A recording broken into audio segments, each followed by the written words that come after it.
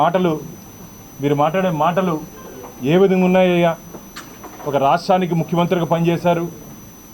నేను మీకు ఛాలెంజ్ చేస్తున్నా, ఒక్క పోలీస్ నీకు సెక్యూరిటీ లేకుండా నువ్వు ప్రజల్లోకి రాగలవా అని చెప్పి నేను ఛాలెంజ్ చేస్తున్నా నీకు. ఒక్క పోలీసు సెక్యూరిటీ లేకుండా నువ్వు ప్రజల్లోకి రాగలవా? అలాంటప్పుడు పోలీస్ అధికారులని, వారి ఆత్మస్థైర్యాన్ని, వారి మనోభావాల్ని బాధపడే విధంగా నిన్న నువ్వు మాట్లాడావు. వెంటనే పోలీసులకి బహిరంగ క్షమాపణ చెప్పాలని చెప్పి నేను డిమాండ్ చేస్తున్నా. నేను తమాషా చేస్తున్నారా మీరు? నోరుంది కదా అని చెప్పి. ప్రతిపక్ష నాయకుడు కూడా కాదు నువ్వు, ఇప్పుడు ప్రతిపక్ష నాయకుడు కూడా కాదు. ఇప్పటికే ఆంధ్రప్రదేశ్ రాష్ట్ర ప్రజలు నిన్ను నీ పార్టీని ఉతికి ఆరేసి, బండకేసి కొట్టి ఆరేసి 11 స్థానాలకు పరిమితం చేశారు.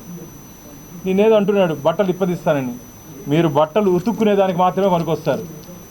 మీరు బట్టలు ఉతుక్కునేదానికి మాత్రమే భవిష్యత్తులో పనికొస్తారు మీరు.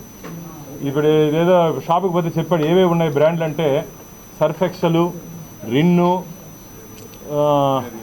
ఏరియలు, ఒకటి వచ్చి లోటస్ పాండ్కి, ఒకటి వచ్చి బెంగళూరు ప్యాలెస్కి, ఒకటి వచ్చి తాడిపల్లి అని ఎక్కడున్నాడో ఒకటి, ఇంకో అడ్రస్ ఏదైనా ఉంటే కూడా కనుక్కొని, ఇప్పుడు ఎక్కడున్నాడో కనుక్కొని పులివెందులకు కూడా పంపిస్తాం ఒకటి. మీరు బట్టలు ఉతుక్కునేదానికే మీ శేష జీవితం సరిపోతుందని చెప్పి ఆంధ్రప్రదేశ్ రాష్ట్ర ప్రజలు తీర్పిచ్చారు మీకు. ఏం అహంకారం అయ్యాది? నోరుంది కదా అని చెప్పి ఇష్టానుసారంగా మాట్లాడి పోలీస్ వ్యవస్థ ఎంతమంది తమ ప్రాణాన్ని పణంగా పెట్టి ఈరోజు ప్రజలకు రక్షణగా నిలిచారయ్యే వాళ్ళు. గతంలో ఒకరిద్దరు పోలీస్ అధికారులు తప్పు చేసి ఉండొచ్చు. అంత మాత్రాన మొత్తం పోలీస్ వ్యవస్థని దిగజార్చే విధంగా, వారి మనోభావాలు బాధపడే విధంగా ఏ విధంగా మాట్లాడతారయ్యా మీరు? ఇది మంచిది కాదు.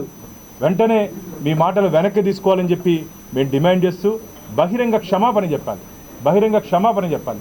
భవిష్యత్తులో నేను ఇంకా మాట్లాడిన ఇలా మాటలు మీరు లేకుండా నేను లేను అనే భావన నీకు రావాలి జగన్మోహన్ రెడ్డి గారు.